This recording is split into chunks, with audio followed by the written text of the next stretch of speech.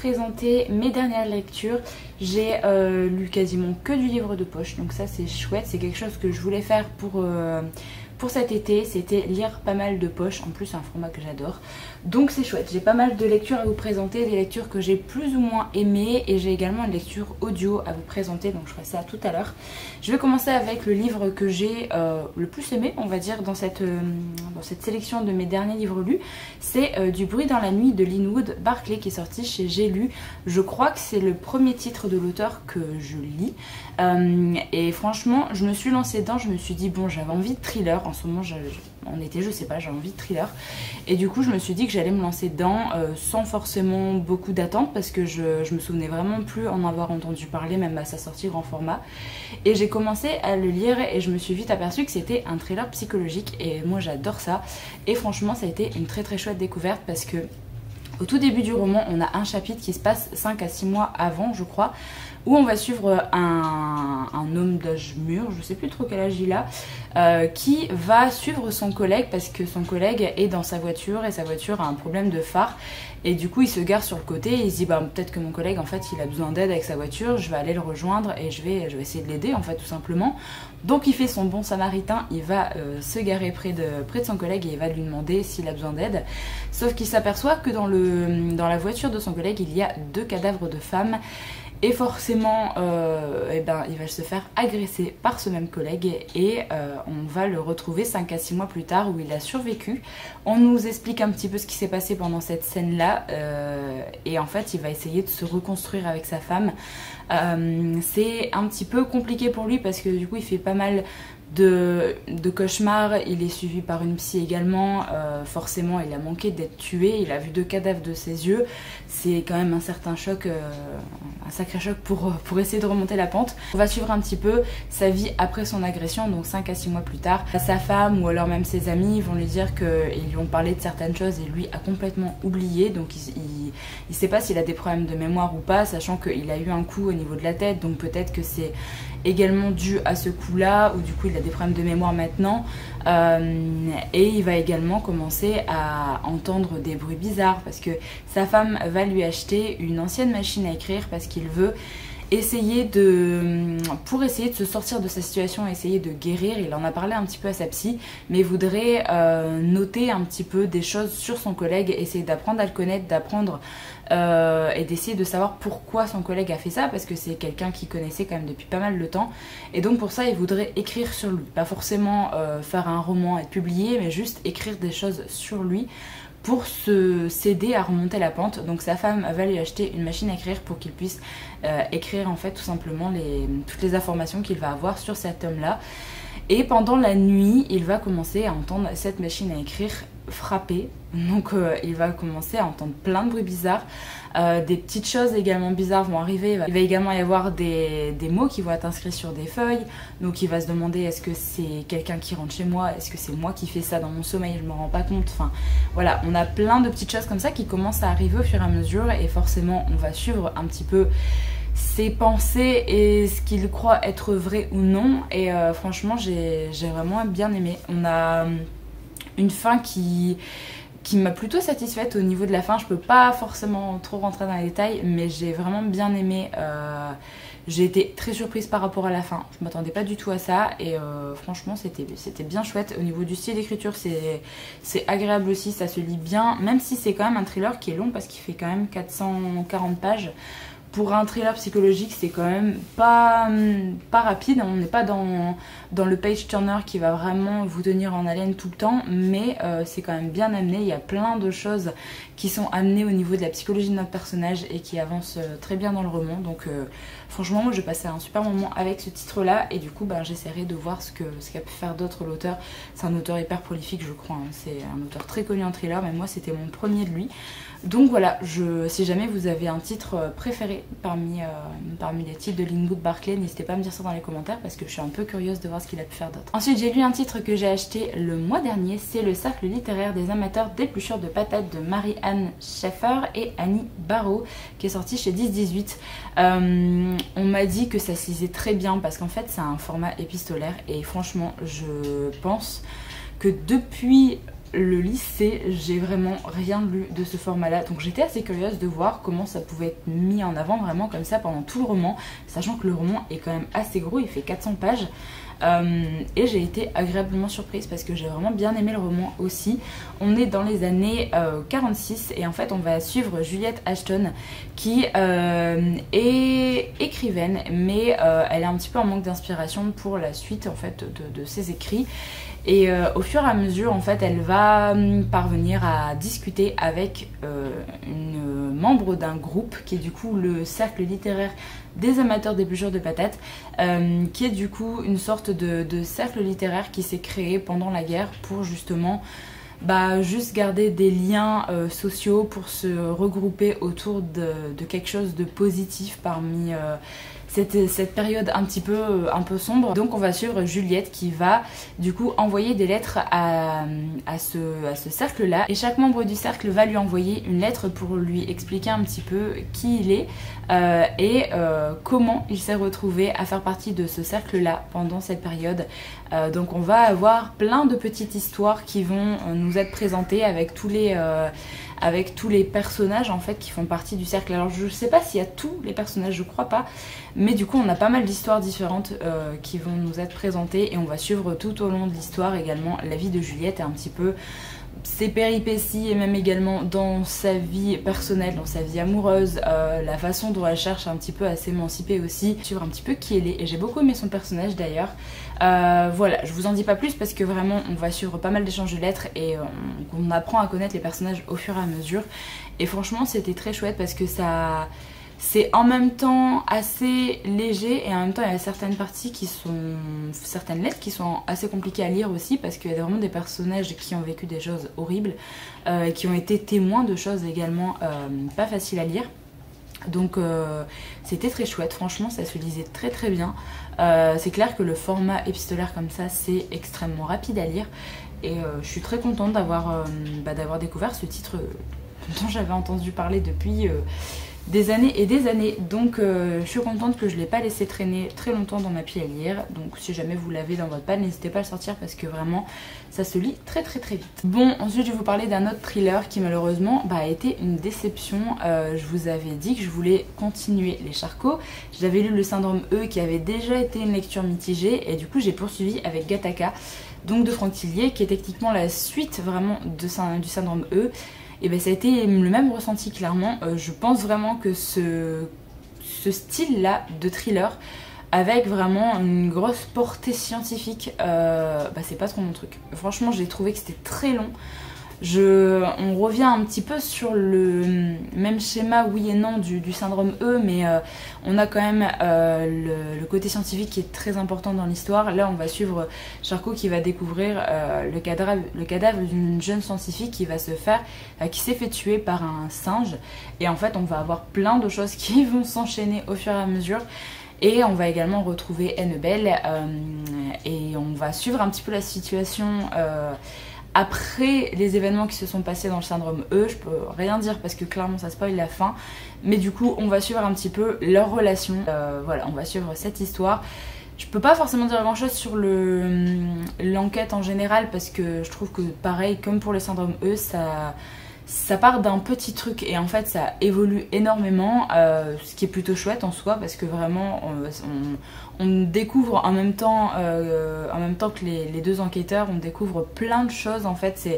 Vous partez d'un mini truc et en fait ça part dans plein de directions après, mais vraiment tout le côté scientifique et les réflexions comme ça, toujours liées à la violence, et on part sur la même thématique que pour le syndrome E. J'ai pas été très... ouais, je sais pas, ça m'a pas plu plus que ça m'a pas hypé. Je lisais, mais franchement c'était pas extraordinaire, j'ai trouvé ça très long, il est vraiment long en plus, celui-là il fait quasiment 600 pages. Franchement j'étais très contente de l'avoir terminé. Je voulais quand même avoir le fin mot de l'histoire parce que j'ai envie de continuer à lire du Franck Charcot et notamment les autres titres avec Charcot et Annabelle. Donc je voulais voir s'il allait pas avoir des éléments qui concernaient vraiment uniquement les personnages et pas l'enquête en général. Donc c'est pour ça que je l'ai terminé, mais clairement c'était pas mon truc. Vraiment je préfère largement les thrillers psychologiques avec par exemple celui que je vous ai présenté juste avant. Parce que clairement celui-là, l'auteur m'a perdu encore une fois, il est parti dans tous les sens et moi je trouve ça trop long et bon, ça m'a pas tenu en haleine comme ce que j'aime avec les thrillers, donc ouais, bof. Je sais que ça a été vraiment un excellent livre de Tillier pour plein de monde, mais vraiment moi je suis passée à côté. La duologie de toute façon je pense qu'elle a été pas forcément faite pour moi, pourtant j'aime bien tous les côtés scientifiques, mais là clairement je trouve que c'était...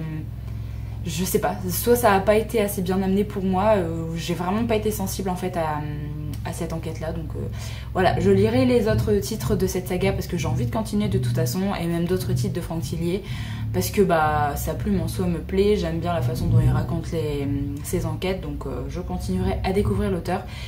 Mais voilà, le syndrome E et Gattaca, ben, c'était pas c'était pas forcément une bonne expérience pour moi. Bon, je vais continuer avec un livre où pareil c'était un peu bof, c'est Les Jours Brûlants de Laurence Perrin. En fait c'est pas bof, c'était sympa, c'était pas... j'ai quand même préféré Les Jours Brûlants par rapport à Gattaca par exemple. Mais je m'attendais à autre chose on va dire. Là en fait on est dans un contemporain où on va suivre une femme, je crois que c'est Joanne, ouais c'est Joanne, qui est mère de famille et qui en fait a sa vie vraiment réglée. Elle est maman de 2 enfants et elle ne travaille pas, elle est maman au foyer et elle a vraiment sa vie qui est réglée. Elle est très... en fait elle est bien dans sa vie, elle cherche pas forcément à évoluer dans tel ou tel domaine. Sa fille par exemple est très... portée sur le féminisme et du coup des fois elle pose des questions à sa mère pour lui demander si elle voudrait pas avoir autre chose dans sa vie, si elle voudrait pas évoluer, comment elle peut être heureuse avec sa vie telle qu'elle est maintenant. Mais Joanne elle est très heureuse et elle essaye de faire comprendre à sa fille que toutes les femmes ne souhaitent pas forcément faire carrière, toutes les femmes ne souhaitent pas rester indépendante. Enfin elle est bien dans sa vie de famille, elle aime bien être avec son mari, avec ses 2 enfants. Et donc voilà, ils ont quand même une vie qui lui plaît. Donc on va suivre un petit peu sa vie à elle au début du roman. On apprend un petit peu à connaître sa famille. Aussi on apprend à connaître le fait qu'elle a eu ses enfants, sa première fille assez tôt. C'est d'ailleurs pour ça qu'elle a jamais vraiment commencé à travailler, parce qu'elle a eu sa fille très tôt. Du coup il fallait que quelqu'un soit là pour élever son enfant. Donc on apprend à connaître cette petite famille là, sauf qu'un beau jour elle veut aller chercher des livres à la bibliothèque pour une session de lecture avec une de ses amies et elle va se faire agresser sur le chemin du retour, et suite à cette agression elle va avoir beaucoup de difficultés à s'en remettre. Donc on va suivre un petit peu toutes ses pensées et tout le cheminement qu'elle va faire suite à cette agression là, et forcément bah, ça va partir dans plein de sens. Je vous en dis pas plus parce qu'il est pas très long en plus, il fait 370 pages. On est quand même sur un contemporain qui part sur du psychologique un petit peu par rapport à Joanne et tout ce qu'elle va... tout ce qu'elle va subir. Elle a subi une agression, mais je veux dire tous les cheminements de pensée qu'elle va avoir suite à ça. C'était sympa à lire, j'ai bien aimé le style d'écriture, j'ai quand même bien aimé suivre Joanne. C'est juste que j'ai trouvé qu'il n'y avait pas forcément beaucoup de choses qui se passaient dans le roman et que du coup il était peut-être un peu trop long par rapport à l'histoire en fait en général. Donc c'est pour ça que c'est plutôt un sentiment de c'était sympa sans être extraordinaire. Donc c'est clairement un livre où j'ai lu, voilà, c'était sympa, ça a fait le job, ça m'a diverti, mais ça va pas forcément me rester marqué pendant des années et des années. Mais par contre j'ai quand même bien aimé le style d'écriture de Laurence Perrin, c'était mon premier titre d'elle, et du coup j'ai hâte de lire le titre qui me tente le plus, c'est Une toute petite minute. Donc je pense que je lirai celui-là en prochain titre d'elle. Parce que j'avais vraiment bien aimé son style d'écriture, donc je m'arrêterai pas à celui-là. Donc voilà, si jamais vous avez d'autres romans de l'auteur que vous avez beaucoup aimé, pareil, n'hésitez pas à me dire ça dans les commentaires. Ensuite je vais passer assez rapidement comme à chaque fois parce que c'est la série de l'été qu'on voit passer partout. C'est Blackwater, le tome 2 et le tome 3, donc c'est La Digue et la Maison de Michael McDowell. Je vous présente les deux en même temps parce que je vais pas m'éterniser sur ces romans parce que déjà on les voit partout, et de 2 ils sont très courts. Le tome 2 a été plutôt moyen, le début du tome 2 était long, il se passait pas grand chose. Par contre la fin du tome 2 est vraiment, enfin le tome 2 est monté crescendo vraiment au niveau des événements, parce que je m'ennuyais un petit peu au début de la première partie du tome 2.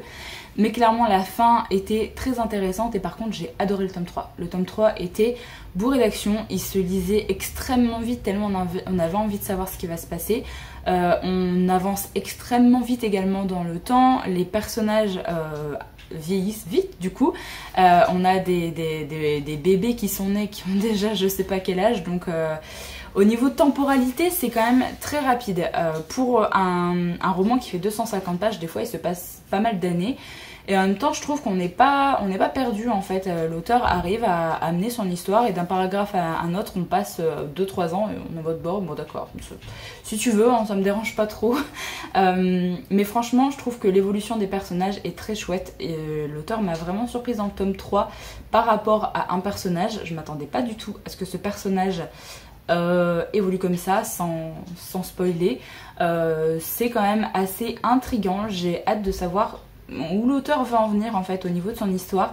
J'aime beaucoup notre personnage d'Elinor, elle est très intrigante, on a envie de savoir en fait vraiment plus de choses d'elle, donc bah forcément ça donne envie de lire la suite et voilà, ça se lit très très vite. Je vous dis rien de plus de toute façon, si jamais vous souhaitez lire ce livre-là, n'hésitez pas. Comme je vous l'ai dit quand je vous ai parlé du premier tome, ça mélange plein de genres et c'est quand même assez addictif une fois que vous êtes rentré dans l'histoire. Le premier tome n'est pas forcément très addictif, j'étais pas hypée plus que ça au niveau de l'histoire au début du premier tome et en fait une fois qu'on est dedans et que je vous conseille de ne pas mettre trop de temps entre les tomes, comme ça vous restez vraiment bien dans l'histoire. Mais une fois que vous êtes dedans, enfin là à partir de la moitié du tome 2, clairement, voilà, il se passe plein de choses, on a envie de savoir ce qui va se passer, on a envie de continuer à suivre les personnages. Donc voilà, c'était quand même très chouette et du coup j'ai tellement bien aimé le tome 3 que bah, ça me fait peur de lire le tome 4 parce que du coup je me dis est-ce qu'il va être aussi bon ou pas. J'ai encore 2 romans à vous présenter. Le dernier en version papier, c'est Le Chant d'Achille de Madeline Miller qui est sorti chez Pocket. Alors je sais plus si vous vous rappelez, mais c'est un livre que j'avais commencé et que j'avais mis en pause et j'ai enfin pris le temps de terminer. En fait j'avais tellement aimé Circé que quand j'avais démarré Le Chant d'Achille j'étais en mode ouais, ça m'a pas plus que ça, alors que j'aime quand même bien tout ce qui est mythologie grecque et du coup j'avais envie de savoir un petit peu ce qu'elle pouvait faire de cette histoire. Et là du coup on est avec Patrocle et Achille, on va suivre un petit peu l'histoire de Patrocle, sa rencontre avec Achille, on va suivre la guerre de Troie et c'est un remaniement en fait de l'histoire que Madeline Miller propose ici. On est clairement sur de la romance au niveau du début de l'histoire et après on évolue quand même vachement dans l'histoire. On est vraiment plus trop dans la romance, on a plein de choses qui rentrent en jeu, ce qui m'a pas forcément déplu en soi. J'ai bien aimé la façon dont l'auteur a mis en place les personnages de façon assez soft au début avec justement la rencontre entre Achille et Patrocle, un peu le background de Patrocle aussi, enfin son histoire, son vécu, pourquoi est-ce qu'il est comme ça, pourquoi il arrive à un endroit précis.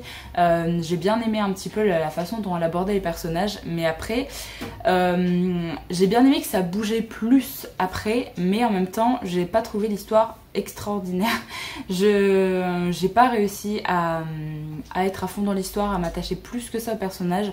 J'avais envie vraiment d'être vachement plus attachée à Achille et à Patrocle et en fait ça n'a pas trop été le cas.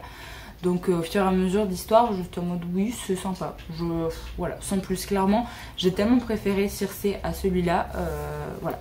J'ai trouvé que l'histoire était plus intéressante, elle était mieux rythmée au niveau des événements. Là c'était un peu lent et au niveau de l'histoire, alors je sais pas du tout si c'est vraiment crédible, réaliste vraiment par rapport aux faits en fait, à l'histoire originale. Je saurais pas du tout vous dire parce que je suis pas une experte là-dedans. Peut-être qu'il y a des choses aberrantes et je ne sais pas, mais voilà, c'était chouette à lire, c'était sympa, mais clairement si vous voulez choisir lequel lire entre Le Chant d'Achille et Circé, lancez-vous dans Circé parce que vraiment celui-là c'était pas extraordinaire non plus. Donc voilà, j'ai pas grand chose d'autre à vous dire parce que de toute façon c'est un petit peu ce que j'ai dit, hein. C'est la rencontre entre Achille et Patrocle et après la guerre de Troie. On a pas mal d'autres personnages qui rentrent en jeu également, d'autres personnages mythologiques qu'on connaît, qui vont être plus ou moins importants dans l'histoire. Mais voilà, je m'attendais à vachement plus d'émotions parce que vraiment ce titre-là, surtout sur BookTok, je trouve il a énormément fait parler de lui et en fait, niveau émotion, j'ai pas trouvé ça transcendant. Clairement, voilà, c'était sans plus, voilà. Et enfin, le dernier livre que je voulais vous présenter, c'est un livre que j'ai écouté en version audio. C'est le 3e tome de la saga La Faucheuse de Neil Shusterman.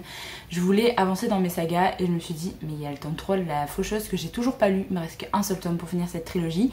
J'aimerais bien avancer dans mes sagas cette année, donc j'ai décidé de terminer cette trilogie. Ça a été un petit peu compliqué pour moi de me remettre dedans par rapport à tous les personnages. Parce que vraiment il y en a pas mal mais j'étais intriguée de savoir comment l'histoire allait se terminer au vu de la fin du tome 2 qui m'avait vraiment surprise. Si jamais vous connaissez pas, La Faucheuse, c'est une saga de dystopie plus young adulte où en fait dans cet univers les gens ne meurent plus de façon naturelle, ce qui fait qu'il y a une sorte de d'élite on va dire qui sont choisis, qui s'appellent les faucheurs et qui du coup peuvent eux glaner des gens, enfin élite, c'est pas vraiment l'élite, hein, c'est des personnes qui sont choisies qui du coup forment un groupe comme ça et eux ont la permission de glaner des gens, c'est-à-dire les tuer pour toujours parce que sinon en tant que personne lambda par exemple vous sautez du 20e étage, on vous récupère votre corps. Avec les petites nanites, en fait, ça vous soigne, vous restez quelques jours à l'hôpital et en fait après vous ressortez. Donc voilà, c'était plus possible au niveau du nombre de personnes sur la planète, donc forcément il y a quelque chose qui a dû être mis en place et du coup c'est l'ordre des faucheurs. Et nous on va suivre deux personnages qui vont justement être choisis pour être en concurrence l'un envers l'autre pour devenir un faucheur par la suite et on va suivre ça dans le premier tome. Au fur et à mesure, bien sûr, ça évolue, on voit vraiment tout l'envers du décor par rapport à l'ordre des faucheurs. On va suivre plein de faucheurs qui ont des visions très différentes les uns des autres, surtout dans le tome 2.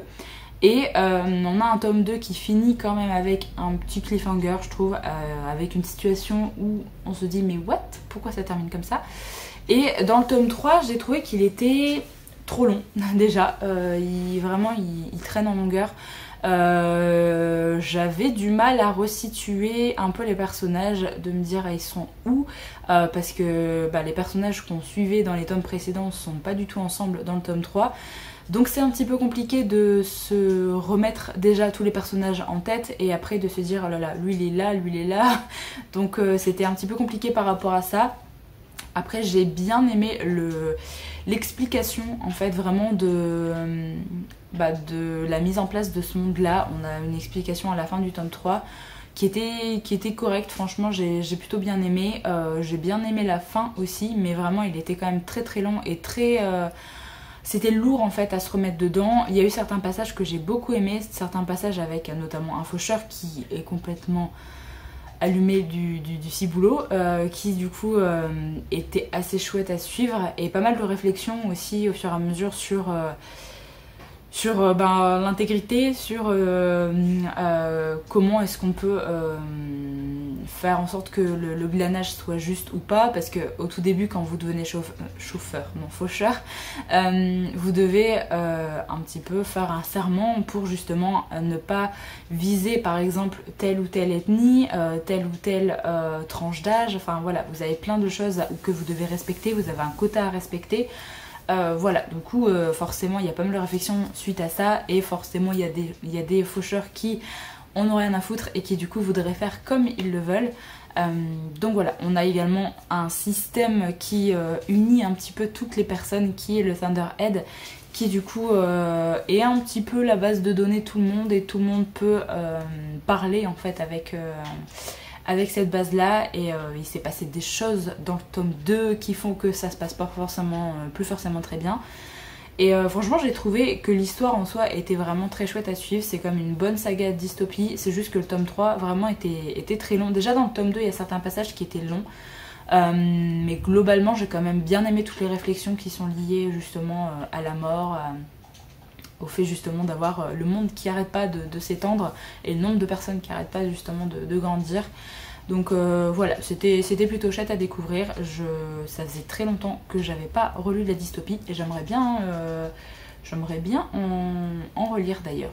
Donc je suis en train de regarder ma palle, mais en fait je sais pas si j'en ai encore.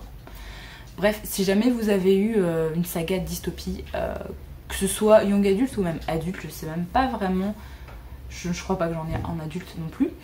Si jamais vous en avez eu une qui vous a plu récemment, n'hésitez pas à me dire ça dans les commentaires parce que j'ai bien envie de retourner dans ce genre là aussi.